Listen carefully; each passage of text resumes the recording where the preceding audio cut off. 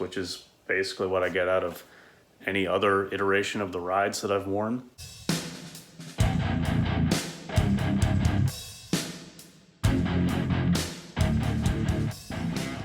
What's going on, everybody? I am back today with a little bit of an update on this Saucony Ride ISO 2.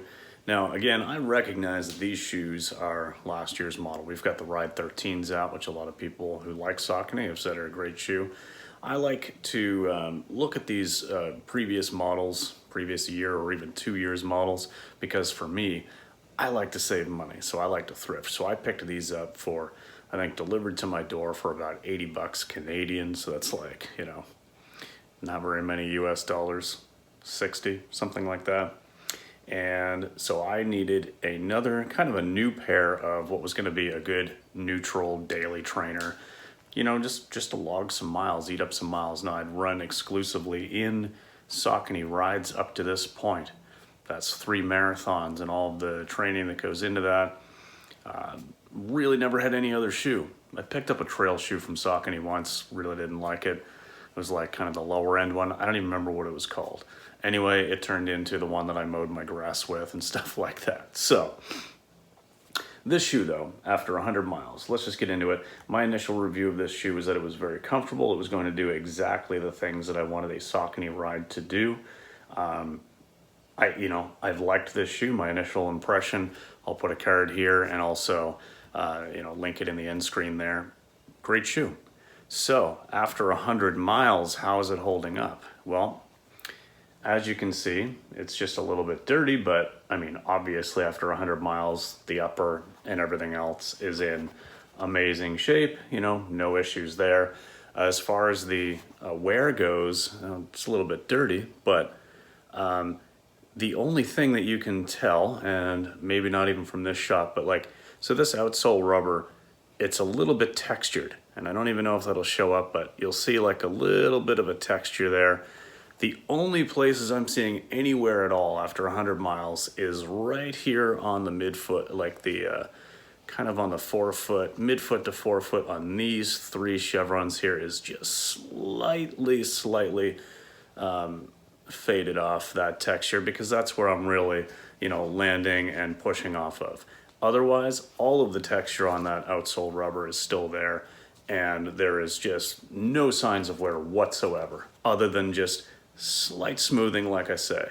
So my initial thoughts were I was probably going to get somewhere around like 400 or 500 miles with this shoe, 650, 800 kilometers, which is basically what I get out of any other iteration of the rides that I've worn. No problem at all to get this out of the shoe, as long as everything holds up on the inside, because you're gonna have that durability on the outsole. How have I used it so far? Mostly just for those like long runs, easy runs, but I have used it to pick up for a little bit of like half marathon goal pace stuff. I did recently get a pair of Converse, so I use those for my like speed work, my actual like slower intervals, and even some of my more sustained effort stuff. But I have used these, just pick it up a little bit, throw a little bit of tempo pace in there.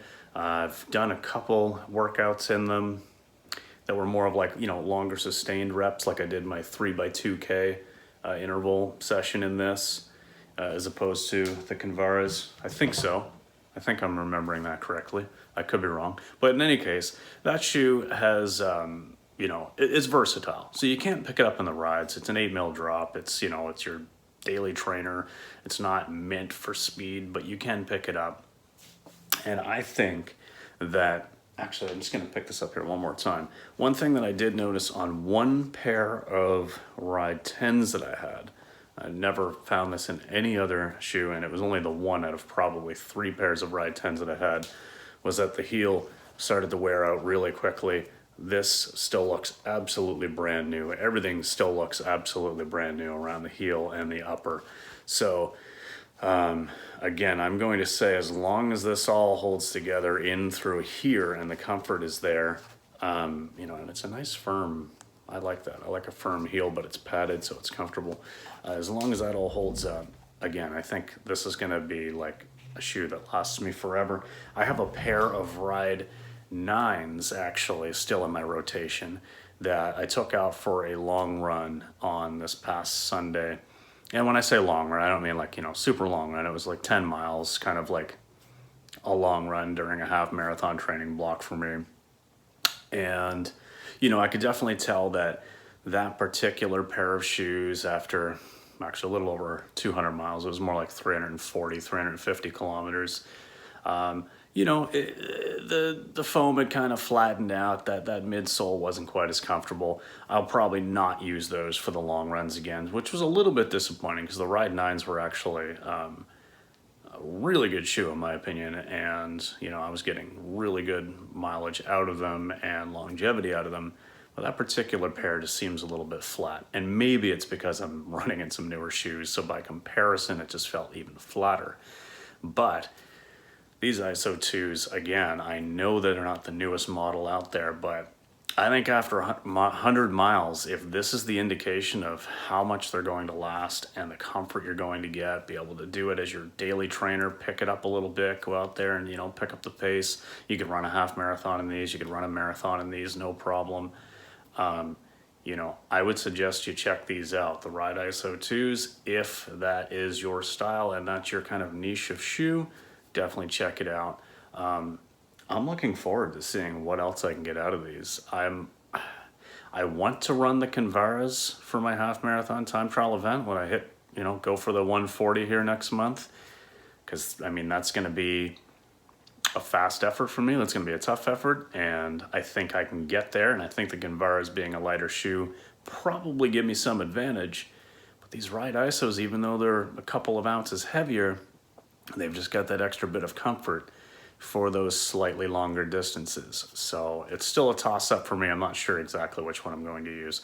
But in any case, I wanted to let you know how things are holding up after 100 miles. I'm assuming it's going to be just as good after 200 miles if they don't kind of flatten out, go the way of the 9s.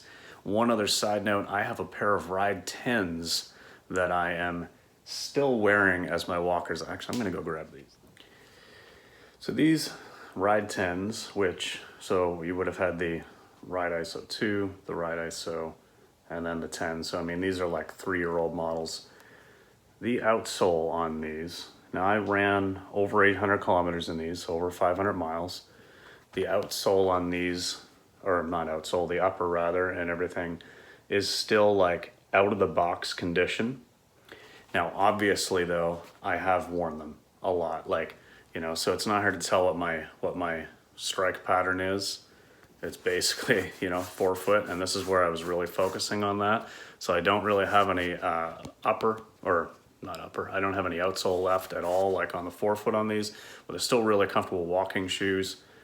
The heels, just since I've turned them into walking shoes, I have just started to, like, you know, step into them. So the heels are starting to get shot a little bit. Like I can just pull out a piece that's kind of getting loose there. But these are still extremely, extremely comfortable. If you get a chance to pick up a pair of Ride 10s on a discount right now, which you probably can't because they're still, like, for some reason, kind of expensive. Like, I think they're still 130, 140 bucks, the same as like the new Convaras. But if you happen to see Ride 10s, I will say that these are the shoe. Anyway, just a little bit of a bonus there. Still walking in these. I probably have about 2,000 kilometers on these pair of shoes, and the upper still looks out of the box. But okay, I'll end it there. That's more than you guys needed to know. Ride ISO 2s, check them out. You can definitely get them on a discount right now. Thrift your stuff. I'm always showing thrifted stuff in my videos as far as clothing and stuff. Shoes is no different. You can get secondhand deals. You do not need the newest pair of shoes, although I know we all want a brand new toy sometimes. All right, thanks for watching. We'll see you in the next one. Peace.